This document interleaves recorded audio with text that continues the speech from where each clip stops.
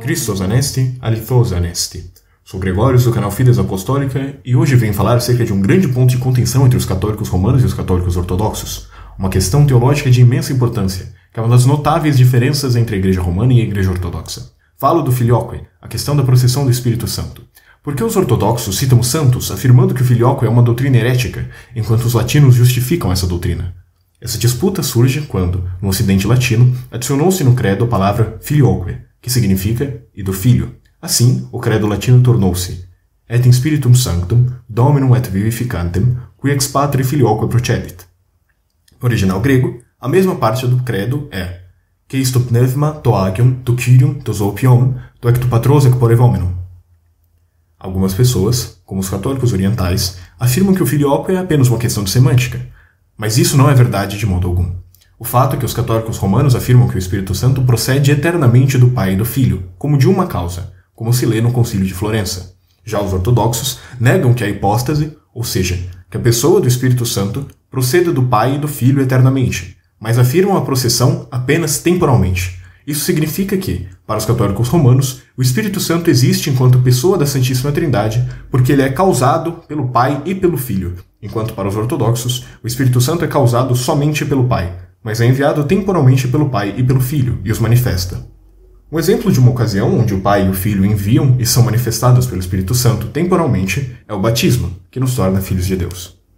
O primeiro ponto a se entender acerca do Filioque é que a sua adição ao credo é algo que, no mínimo, levanta muitas suspeitas, coisa que hoje até os católicos romanos admitem. De fato, adicionar uma frase no credo sem avisar ninguém não parece algo muito racional a se fazer. No mínimo, somos obrigados a dizer que os ortodoxos têm alguma razão para desconfiar dessa doutrina e devemos ouvir o seu caso. Os ortodoxos não acreditam no Filioque porque, tal como defendido pelos romanos, ele não foi ensinado pelos Santos Padres, e como se disse, não foi ensinado pelo Concílio, nem de Niceia, nem de Constantinopla. Ainda, deve-se notar o quanto essa doutrina pareceria uma inovação a qualquer cristão da época. Se tomamos, por exemplo, a defesa do Filioque que São Tomás de Aquino faz em sua Suma Teológica, veremos que ele, no artigo 2 da questão 36 da Prima Pars, afirma que, resumidamente, é necessário que o Espírito Santo proceda do Pai e do Filho, porque, se ele procedesse somente do Pai, seria o Filho.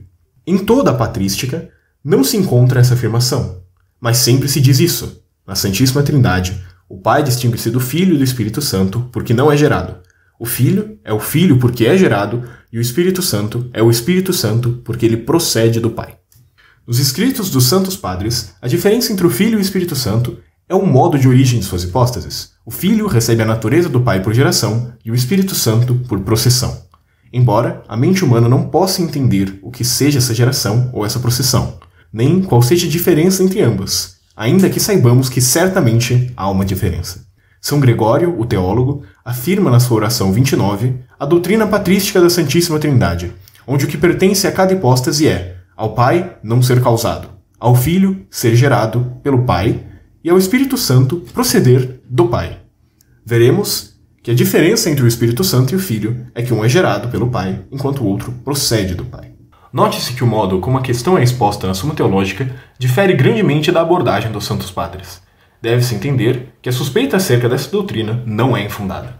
É imprescindivelmente necessário que se entenda que, em Deus, há a essência e 3 hipóstases, e aquilo que é próprio de uma hipóstase não é próprio da essência, já que se não fosse assim, não haveria distinção entre essência e hipóstase.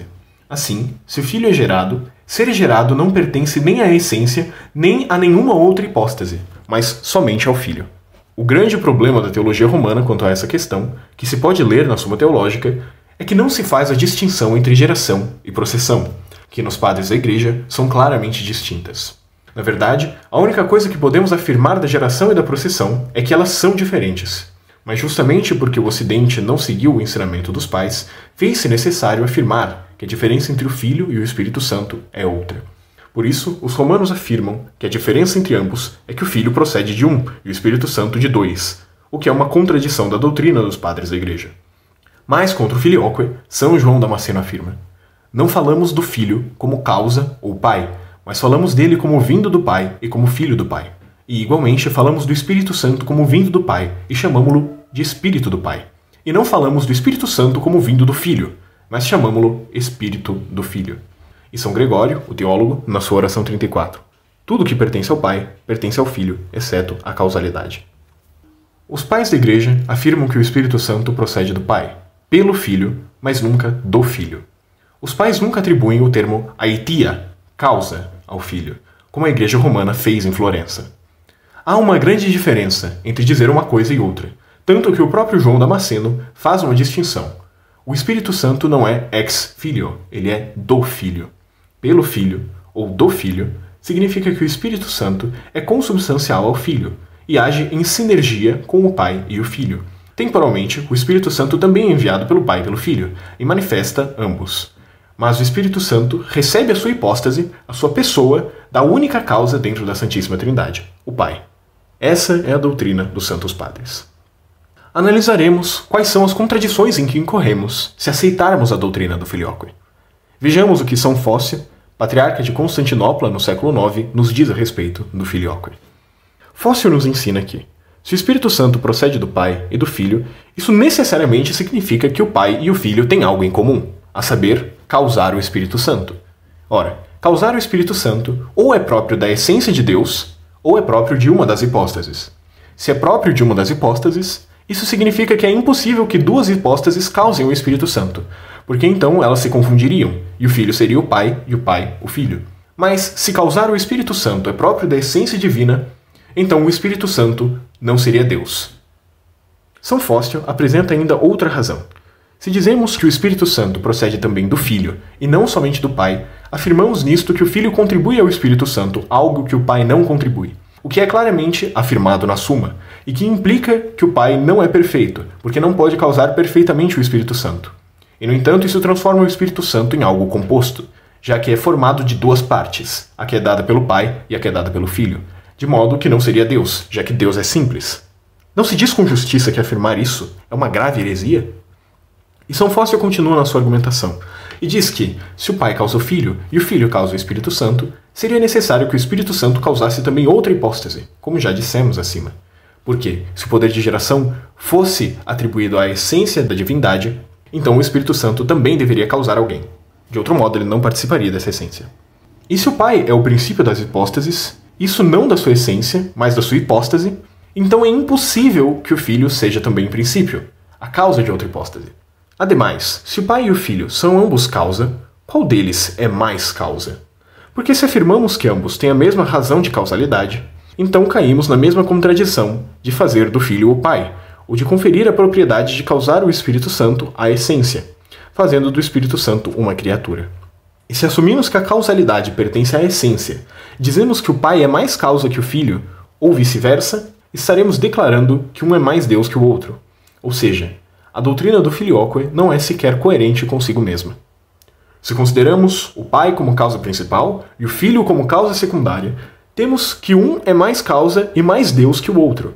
Mas se dizemos que ambos são como uma só causa, como afirmou a Igreja Romana em Florença, então a consequência é que o Espírito Santo é composto da parte que procede do Pai e da que procede do Filho. Assim como o Espírito Santo não recebe do Pai o poder de gerar ou o poder de causar pela processão, nem o Filho recebe o poder de gerar ou causar por processão. E porque os romanos obscurecem a distinção entre processão e geração, afirmando que a diferença entre o Filho e o Espírito Santo é o número de causas, então o Espírito Santo seria o Filho do Filho. Além do mais, se o Pai e o Filho são como uma causa para o Espírito Santo, resulta que o Pai é, ao mesmo tempo, causa imediata e causa remota do Espírito Santo. É claro que a Santíssima Trindade está acima de todo o entendimento humano, mas não podemos admitir que haja nela uma contradição como essa. Seria como afirmar que o Pai é uma causa perfeita, mas imperfeita. Afirmar que o Filho é causa significa conceder-lhe a propriedade do Pai. E, portanto, São Fócio diz que a consequência última de afirmar o Filioque é proclamar que o Filho gera o Pai. Por todas essas razões, não podemos aceitar que o Filho seja aitia, princípio da hipóstase do Espírito Santo. Não foi esse o ensinamento dos pais. E assim, não é também o ensinamento do próprio Espírito Santo, que reuniu a Igreja em concílio para declarar que ele é o Espírito Santo, o Senhor vivificante do ec tu patros ec porevomeno. Além disso, houve um sínodo, o 8º Concílio Ecumênico para os ortodoxos, onde o próprio Papa confirmou São Fócio como patriarca legítimo e concordou em manter o credo inalterado, isso é, sem o filioque. Ainda temos evidências contra o filioque de uma das cartas de São Máximo. No entanto, já gastamos muito tempo nesse vídeo. Posteriormente, faremos um segundo vídeo tratando dessas outras informações. Até lá, cuidem-se e que Deus nos abençoe e livre-nos de toda heresia.